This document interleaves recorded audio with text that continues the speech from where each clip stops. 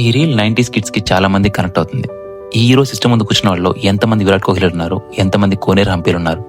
వీళ్ళందరికీ టాలెంట్ ల్యాక్ కాదు, లైఫ్ లో ఒక్క ఛాన్స్ కూడా రాక. 90s కిడ్స్ లైఫ్ అంటే ఇంతే.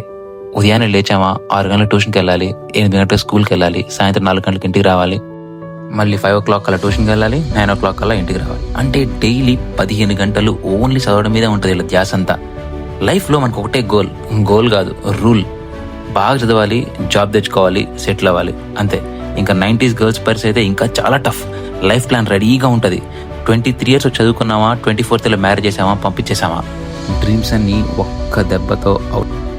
90s kids didn't fail, we survived, we adjusted, we compromised. Now 90s kids అందరూ పేరెంట్స్ అవుతున్నారు. మన నెక్స్ట్ జనరేషన్కి మన పేరెంట్స్ లాగా కంటిన్యూ చేద్దామా, లేకపోతే వాళ్ళ టాలెంట్కి ఒక్క ఆపర్చునిటీ ఇద్దామా? ఒక్కసారి ఆలోచిద్దాం ఏం చేస్తే బాగుంటుంది అని.